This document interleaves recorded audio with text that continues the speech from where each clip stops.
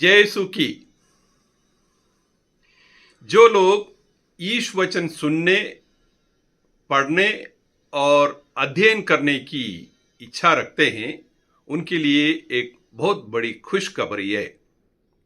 खुशखबरी ये है कि नवचेतना कम्युनिकेशन सेंटर भोपाल द्वारा सुसमाचार की एक अध्ययन श्रृंखला प्रसारित की जा रही है और शुरुआती तौर पर हमारे क्षेत्रीय बाइबल आयोग के सचिव रेवरेंड फादर रायन एसवीडी द्वारा मार्कुस सुसमाचार का परिचय कराया जाएगा।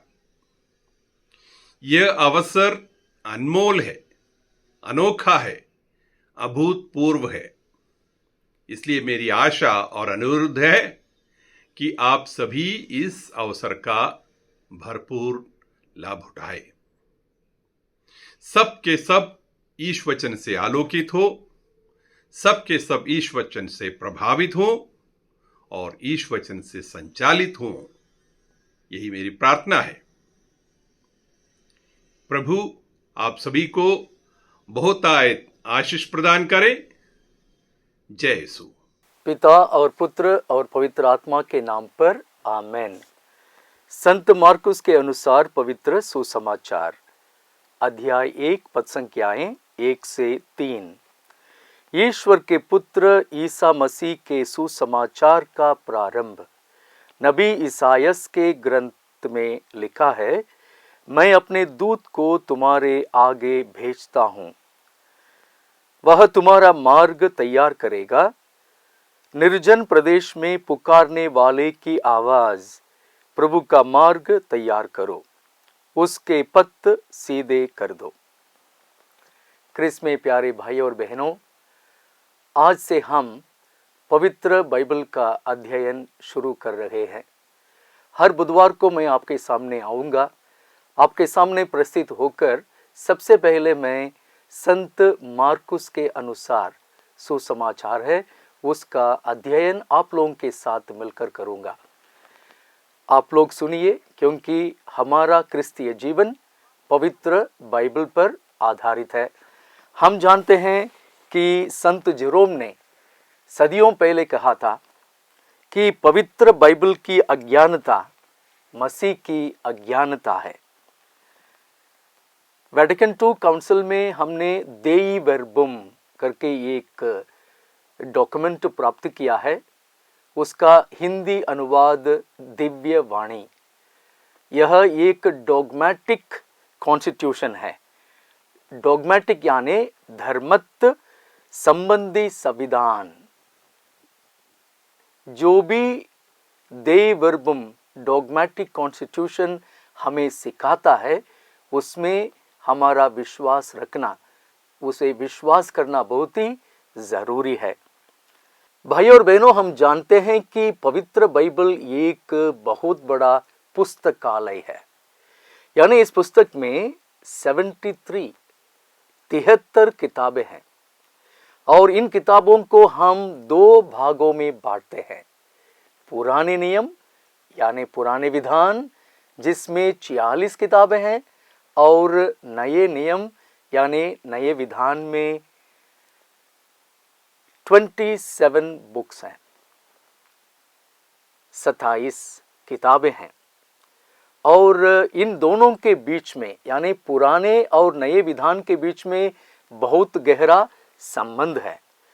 और इन सारी किताबों में हम देखते हैं कि ईश्वर एक प्रजा को चुनता है, जिसको हम चुनी हुई प्रजा कहते हैं।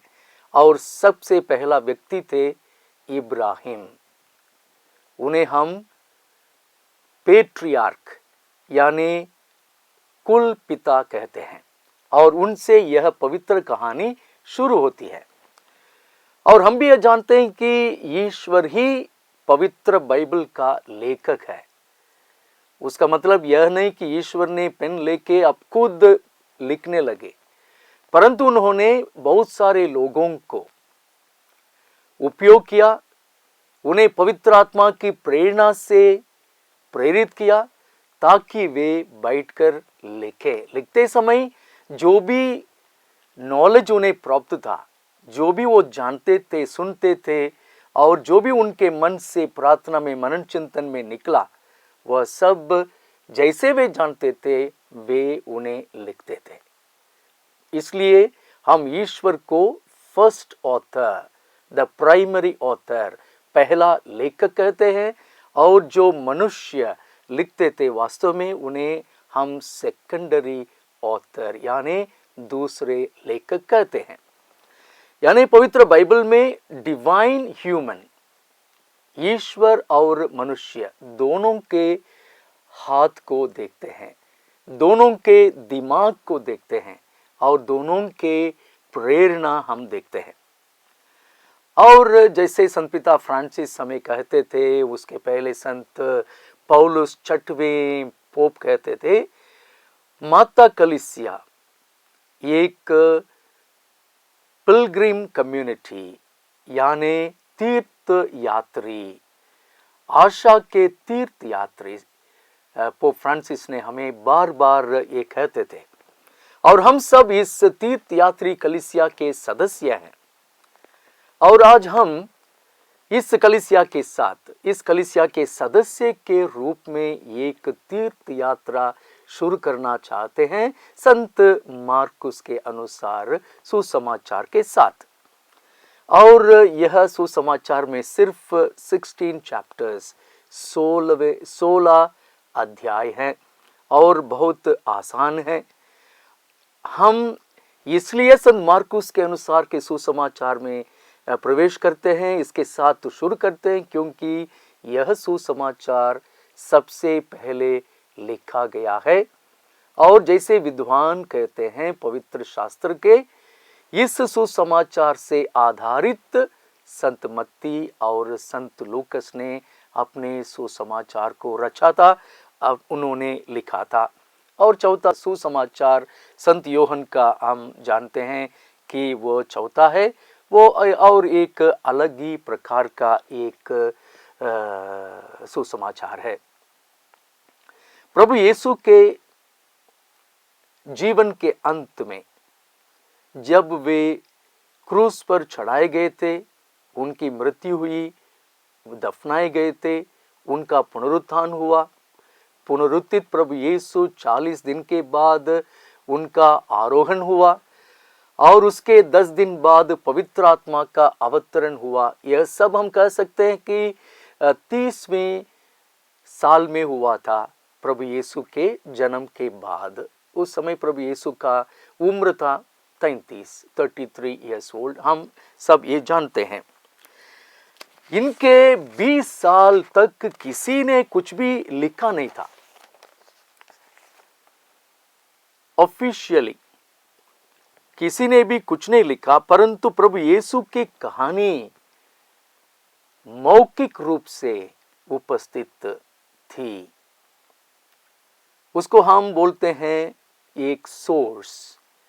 जर्मन भाषा में जर्मन बाइबल विद्वानों ने उनका एक नाम दिया, उसको हम क्वेल्ले, उसका मतलब ही स्रोत है यानी सोर्स है।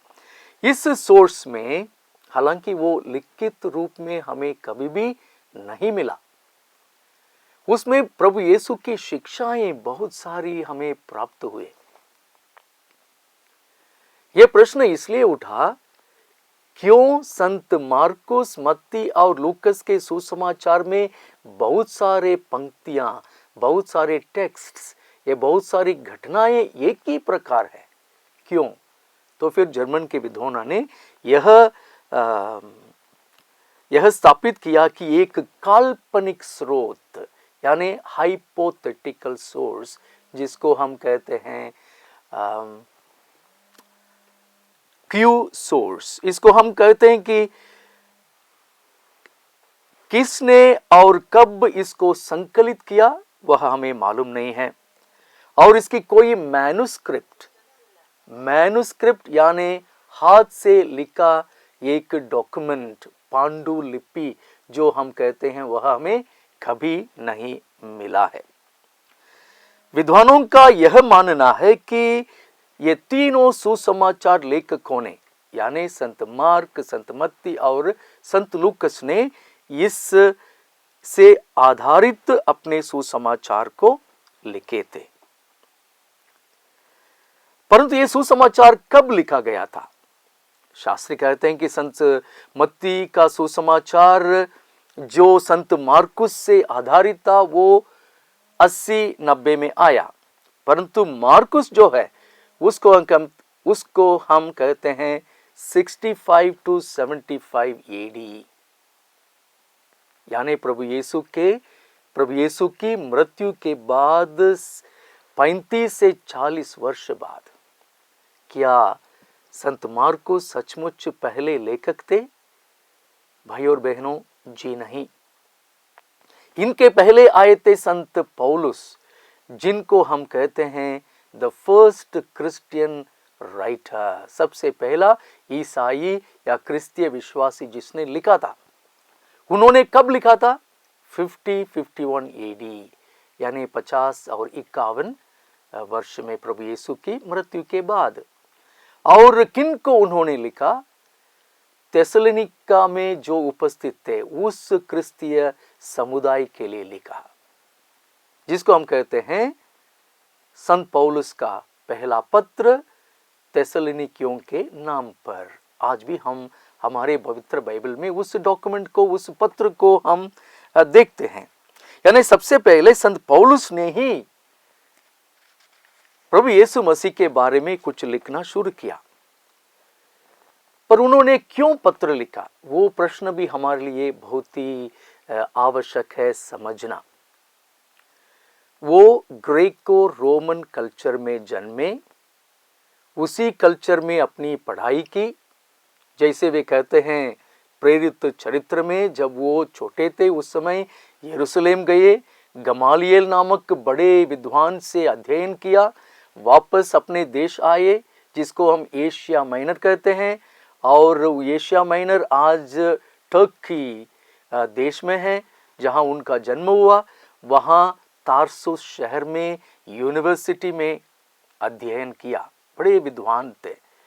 तो ग्रीको रोमन, यूनानी और रोमानी के संस्कृति में पैदा होकर अध्ययन किए हुए संत पौलुस ने यह सोचा, अगर मैं पत्र लिखूंगा तो फिर बार बार मैं अपने क्रिस्तीय समुदाय के साथ कांटेक्ट में रहूंगा। अगर मैं सुसमाचार लिखूंगा या एक हिस्ट्री लिखूंगा या सूक्ति ग्रंथ लिखूंगा या स्तोत्र ग्रंथ लिखूंगा, वो तो एक बार हो गया, उसके बाद आगे लिखने के लिए कुछ नहीं है। अगर लिखूंगा तो भी वह दूसरा किताब, तीसरा किताब इस प्रकार आ जाएगा। इसलिए उन्होंने पत्र लिखना उचित समझा, अपने कम्युनिटी, समुदाय के साथ निरंतर संपर्क बनाए रखने के लिए। क्योंकि उस समय ना टेलीफोन, ना मोबाइल, ना व्हाट्सएप, नो ईमेल, कुछ नहीं था। इसलिए कोई अन्य संचार के आधुनिक साधन संत पौलुस के पास नहीं थे। इसलिए उन्होंने पत्र लिखना उचित समझा। और संत पौलुस के अधिकांश पत्र क्रिस्तीय समुदाय में स्थित पास्टरल इश्यूज, यानी मेषपालीय समस्याओं, तकलीफों के बारे में लिखना था। जब कभी उस समुदाय में शांति नहीं थी, मेल मिलाप नहीं था, प्यार की कमी हुई, उस समय उस समुदाय के लोग संत पौलुस को पत्र लिखे या डायरेक्टली उनके पास आए, बोले कि हमारे कम्युनिटी में इस प्रकार की स्थिति है। तो फिर संत पौलुस ने उन स्थितियों को किस प्रकार सामना करना है करके उन्होंने अपने पत्र में लिखा था। और इन पत्रों के माध्यम से संत पौलुस क्रिस्तीय समुदायों को मार्गदर्शन करते थे, मार्गदर्शन करने में सक्षम बने और क्रिस्तीय समुदाय के लोगों के बीच उपस्थित आशंकाएं दूर करने का एक माध्यम भी यह पत्र बन गया था। और ये पत्र उन सब समस्याओं का स्पष्ट करने में सक्षम बनाए संत पौलुस को। परंतु सभी पत्र मेषपाल पत्र नहीं थे। उन्होंने रोमियों के नाम पर लिखे उस पत्र को इसलिए लिखा था कि वे अपने परिचय देने के लिए, वे रोम जाने वाले थे, पहली बार जा रहे हैं।